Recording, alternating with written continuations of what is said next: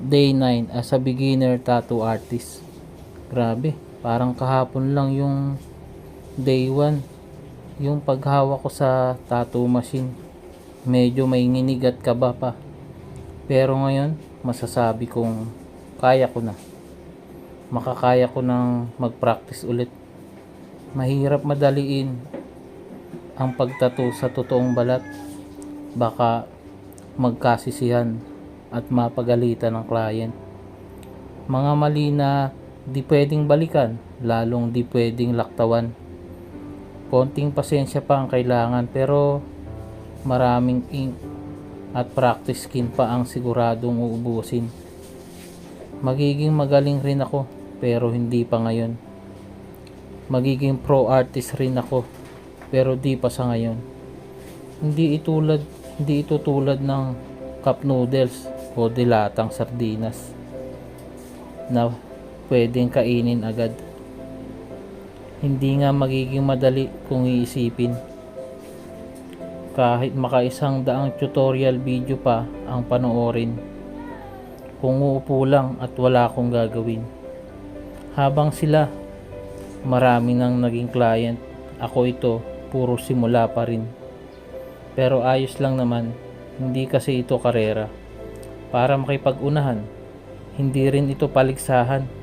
Pero malay natin, balang araw, makakasali na ako sa mga totoong contest. Sa ibang lugar, sa ngayon, kailangan ko munang lumugar. Ipagpatuloy ang ambisyon, gawin totoo ang mga ilusyon. Hindi ako hihiling ng sobra kahit kailan. Gusto ko sapat lang sa kung anong kailangan ko araw-araw. Parang ikaw, makasama lang kita sapat na. Bakit pa ako maghahangad ng ginto kung ikaw ang tinuturing kong yaman? Bakit pa ako magtatayo ng palasyo kung nasa tabi ko na ang nag-iisang prinsesa ko? Bakit pa ako maghahanap ng makinang na diamante kung sa mga mata mo pa lang nakikita ko na ang sapiro? Bakit pa ako sasakay ng eroplano para maabot ang ulap kung sa piling mo ako'y nasa langit na? Ayoko lang din magkaroon ng sobra-sobrang ari-arian. Yung tipong pati ka mag-anak makakalimutan.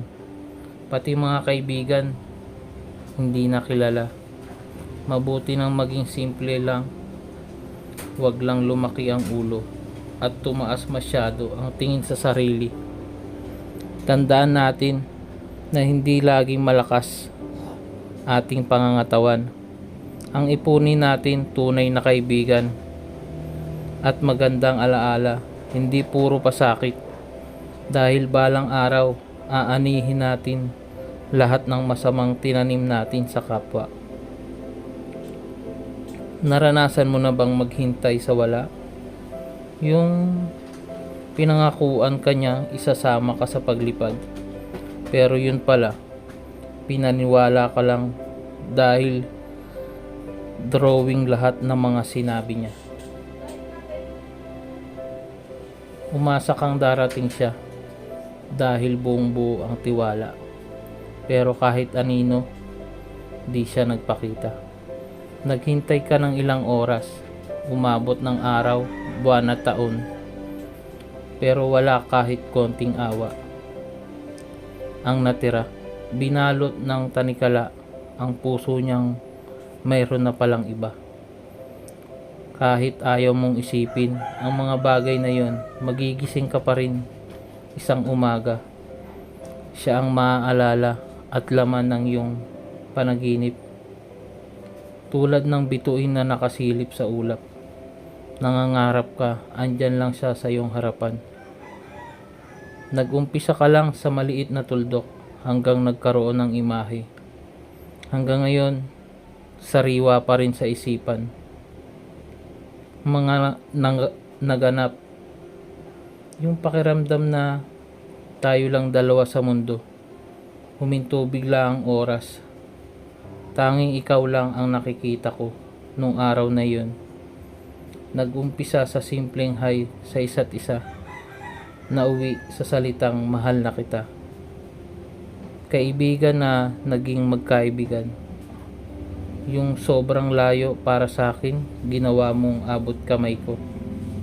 Nagawa kong magpakatatag habang lahat ng lungkot ko'y iyong binasag. Halos hindi ako makahinga sa kaba nung sinabi mong ayaw mo na. Ayaw mo nang maging mapag-isa dahil gusto mo na akong makapareha. Hindi panandalian kundi pangmatagalan. Huminto na sana akong maniwala sa forever hanggang sa dumating ka sa buhay ko. Bawat saglit, abot langit ang tuwa. Humantong na nga sa pagkakataon na magkalayo tayo. Tanging boses at larawan mo ang kasama tuwing nag-iisa, pero lalong pinagtibay nito ang pag-ibig natin sa isa't isa. Tuwing pagod galing sa trabaho, ikaw ang pahinga. Kapag parang katapusan na ng lahat sa'yo ang bagong umaga. May kulay ng bahaghari habang ikaw ang reyna at ako ang iyong hari. Dumilim man ang paligid, ikaw lang ang liwanag ko. Di maliligaw ng landas dahil sa'yo lamang at hindi bibitaw. Sa pangako na tayo lang hanggang wakas. Kahit medyo nalalayo na masyado ang mga paksang nilalahad ko, huwag kayong mabahala. Kasi sagot tayo ni Bathala. Hindi man ito tungkol lahat sa pagguhit sa balat. Gusto ko lang ibahagi sa inyo kwento ng umiibig ng tunay. Magkamali man, lagi pa rin babalik at pipiliin ang tamang tao para sa akin. Hindi ko man bukang bibig na siya'y mahalaga at mahal na mahal lagi. Lagi ko namang pinapadama. Isipin man nila puro lang ito drama. Hayaan mo lang sila dahil para sa akin ikaw lamang, wala nang iba. Sa mga nakasubaybay sa akin simula nung day 1, salamat sa inyong lahat. Sana natagpuan nyo na ang taong para talaga sa inyo. At sa mga hindi pa, huwag mawala ng pag-asa. Dahil habang may buhay, mayroong kulay. Black and gray man yan o colorful. Manatiling mapagmahal. Bawal ang bitter para dumating sa'yo ang much better. Ang pinakaayoko lang naman ay yung kinukumpara ako sa iba. Kung di mo gusto ang ginagawa ko, di ko ipipilit kasi magkakaiba tayo ng pananaw sa buhay. Hindi pwedeng ang gusto mo ay gugustuhin ko rin.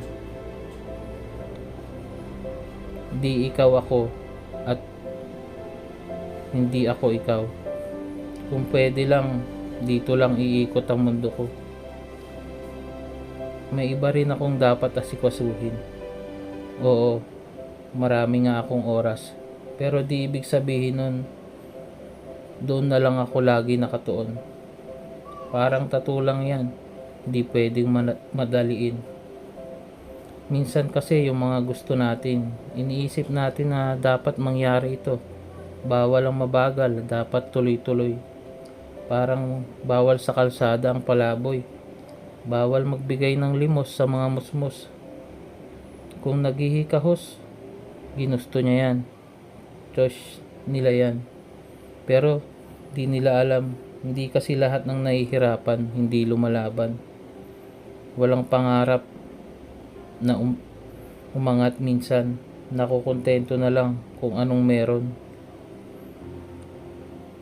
Kaysa maghangad ng sobra pero watak-watak naman. May nagsasabi na hindi kasi pwede sa akin ang sapat lang. Dapat sobra, best of the best at labis-labis. O di ba? Sobra na, labis pa. Kaya sa ibang lugar, nagpakakuba sa trabaho. Isang beses sa 5 taon umuwi, pero ang anak nagkulang sa atensyon. Sa mga barkada doon nahanap ang iba't ibang klaseng pag-aaruga. Ang nais lamang mabigyan ng magandang kinabukasan. Pero pag uwi, doon pa nasumbatan. Nasaan ka nung kailangan kita? Hindi naman pera ang kailangan ko nun, kundi presensya mo. Yung broken hearted ka sa kasintahan, kayang makamove on yan. Pero yung broken family, hindi madali yan. Habang buhay mo maaalala, lalo na pag may iba na rin siyang pamilya. Kahit magsisihan pa, hindi na maibabalik pa ang nakaraan. Pero kung kaya mo pang gawa ng paraan, bakit hindi mo subukan? Malay mo, tama ako at mali ang nasa isip mo.